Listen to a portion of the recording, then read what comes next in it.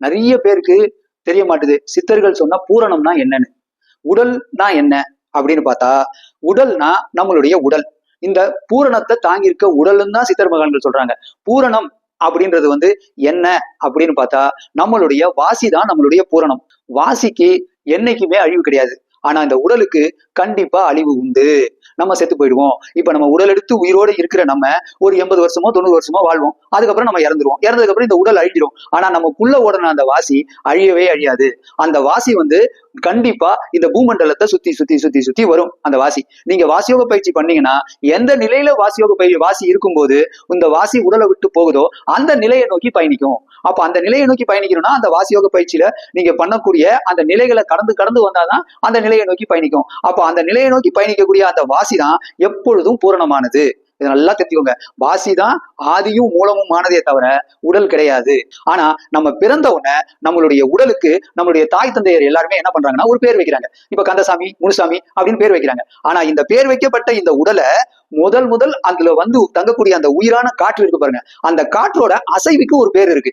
அந்த அசைவுக்கு இருக்கக்கூடிய பேரை வைக்கிறது யாரு அப்படின்னு பார்த்தா, இந்த உடலுக்கு உயிர் கொடுத்த 7ஆம் அறிவு படைத்த தேவர்கள் தான் அந்த பேரை வைக்கிறாங்க.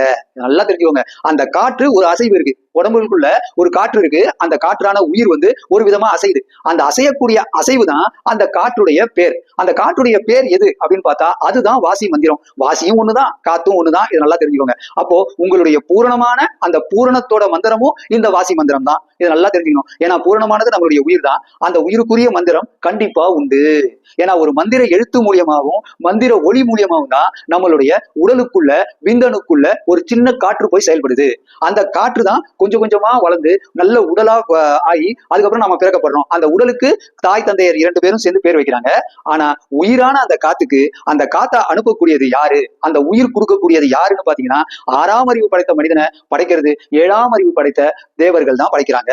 அப்போ 7ஆம் அறிவு படைத்த தேவர்கள் வச்ச பேரு தான் அந்த உடம்புக்குள்ள ஓடக்கூடிய உயிரான அந்த வாசியான அந்த வாசி மந்திரம். அப்ப 7ஆம் அறிவு படைத்த அந்த வாசி மந்திரம் கொடுக்கக்கூடிய அந்த தேவர்களுடைய வாசியை நீங்க வணங்கும் போதுதான் இந்த 6ஆம் அறிவு படைத்த இந்த உடலுக்கு மேல்நிலை அடைய முடியும். இதை நல்லா தெரிஞ்சுக்கோங்க. அதனாலதான் வாசி மந்திரம்ன்றது வேறு, ஒவ்வொரு மனிதனுடைய பேர் அப்படின்றது உடலுக்கு வைக்கப்பட்ட பேர் தானே தவிர, ஆனா வாசி மந்திரம் அப்படின்றது எப்பொழுதும் பூரணமா இருக்கக்கூடிய உண்மையான மந்திரம். நம்மளுடைய உயிர் தான் எப்பொழுதும் நம்மளுடைய பூரணம். அதனால அதுக்கு அழிவே கிடையாது. அப்ப வாசி மந்திரத்துக்கு அழிவே கிடையாது. கந்தசாமி, முனுசாமி, ராமசாமின்றது அந்த உடல் தான். அந்த உடல் இறந்து போனா நம்ம உடலை கூட பிணம் தான் சொல்றோமே தவிர வேற ஒண்ணுமே கிடையாது. ஆனா வாசி எப்பொழுதும் தேவர்கள் வச்ச வாசி மந்திரம். அதனால வாசி மந்திரத்தை நீங்க ஜெபம் பண்ணீங்கன்னா எப்பொழுதும் பூரணமான ஒரு வாழ்க்கையை நீங்க அடைய முடியும்.